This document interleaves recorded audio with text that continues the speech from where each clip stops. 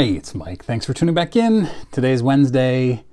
I am reading this book called Card Sharks. It's all about the history of Upper Deck. It actually delves into the history of baseball cards in general. It's really good if you can ignore all the weird spelling mistakes. Like the word came is constantly misspelled as carne, C-A-R-N-E, like it was typed out on a typewriter and they just didn't know the difference, or I don't know, it's weird. It's such a strange thing. It's also missing a lot of punctuation, like sentences will just end with no sentence, with no period. Anyway, it is a phenomenal book if you can get past those things. Card Sharks, about the history of Upper Deck. And I learned a couple things. One of them is related to a video I just did like a week or two ago. The Dodgers 666 thing is talked about in this book. This book was written almost 30 years ago.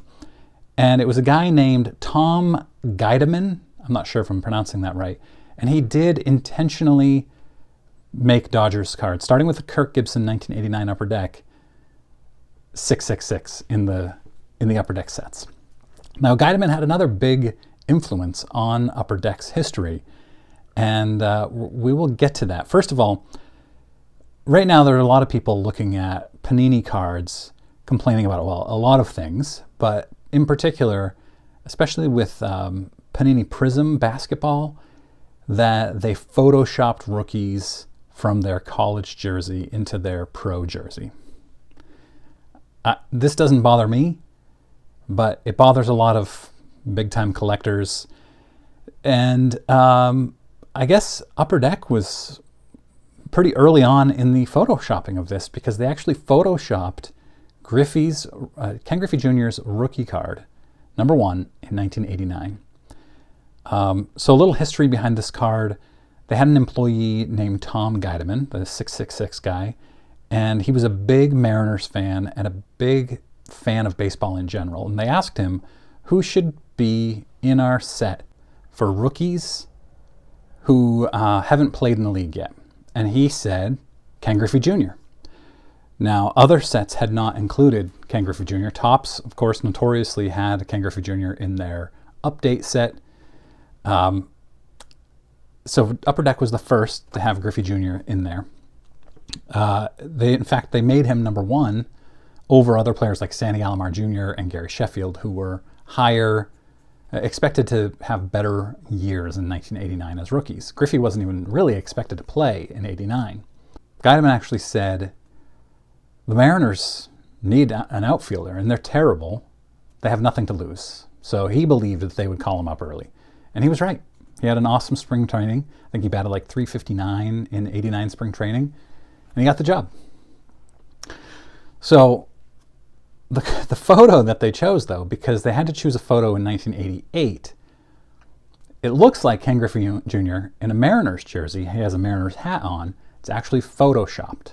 He was with the San Bernardino, I don't know what their I guess it's the Mariners, right? Would it be the Mariners? He was with them, and he was wearing, in this photo shoot, he was wearing a San Bernardino jersey and hat. But the hat in the card is a Seattle Mariners hat. So they actually photoshopped that, and he revealed this in 2014, the 25th anniversary of the card. And by the way, I can't wait for the comments about this saying, yeah, everybody knows this. I didn't know this. And my new favorite comment is, I was going to subscribe until I saw that you didn't know this really basic fact. Cool. That's awesome. Not everybody knows everything that you know. Anyway, that's me. Enough of me ranting about crazy commenters. So Griffey told this story that they had photoshopped, and he said that on a Mariners jersey, it has a little blue stripe down the middle of the jersey, and his jersey in this photo does not. And he also said that the San Bernardino hat has a red star on it, and if you zoom in, you can see that they photoshopped the yellow Seattle logo over that red star.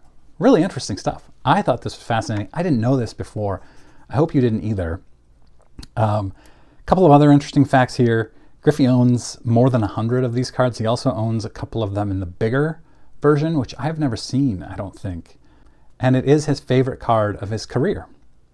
So fun stuff about 1989 Upper Deck. I recommend going and reading that book if you're interested in history of baseball cards like I am. If you're new here and you didn't already see my video from Monday, I'm giving away this Roberto Clemente 1964 Topps Giants. Go to that video, subscribe to my channel, comment on that video if you're interested in getting this. I do a lot of videos like this, history of cards. I like doing big finds. I have a couple more videos this week about epic attic finds of card collections. Let me know what you think about this in the comments. Do you have the Ken Griffey Jr. 1989 Upper Deck?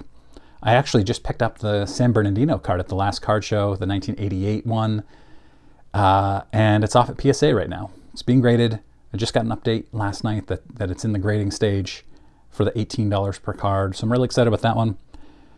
Card show in Portland, Maine on Sunday. I'll have a video out Sunday evening, as always, and hope to see you there. Thanks for watching.